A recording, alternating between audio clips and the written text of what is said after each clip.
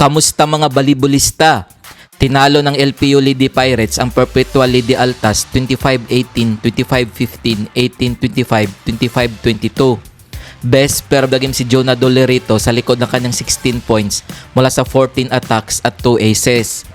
Winalis naman ng Ateneo Blue Eagles ang EAC Lady Generals 25-12, 25-21, 25-12.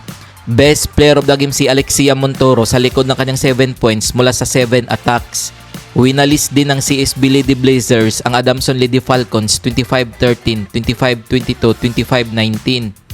Best player of the game si Mary Grace Borromeo sa likod ng kanyang 10 points mula sa 8 attacks, 1 block at 1 ace. Kung bago ka pa lamang sa channel na to, mag-like na at subscribe. Heto ang team standings as of October 16, 2024. Sa Pool A, NU Lady Bulldogs 3 wins 0 loss 9 points.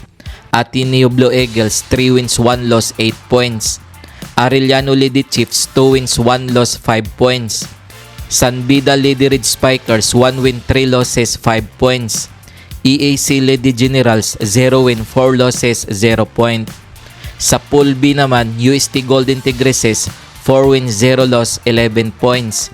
UE Lady Warriors 3 wins 1 loss 10 points. LPU Lady Pirates 2 wins 2 losses 5 points. Mapua Lady Cardinals 0 win 3 losses 1 point. Perpetual Lady Altas 0 win 3 losses 0 point. Kung umabot ka dito sa video na to, mag-like na at subscribe. Sa Pool C naman, DLSU Lady Spikers 3 win 0 loss 9 points. UP Fighting Maroons 1 win 1 loss 3 points. Letran Lady Knights 1 win 2 losses 3 points. GRU Lady Bombers 0 win 2 losses 0 point. Sa Pool D, FEU Lady Tamaraws 3 win 0 loss 8 points. CSB Lady Blazers 1 win 1 loss 3 points. Adamson Lady Falcons 1 win 2 losses 4 points.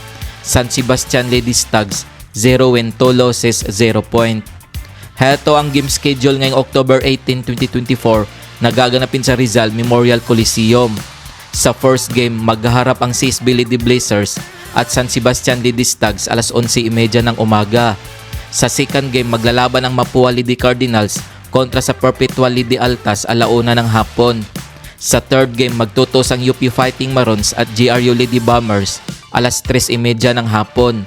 At sa main game, maghaharap ang Arellano Lady Chiefs at NU Lady Bulldogs alas 6 ng gabi. Kung nagustuhan mo ang video na to, mag-like na at subscribe.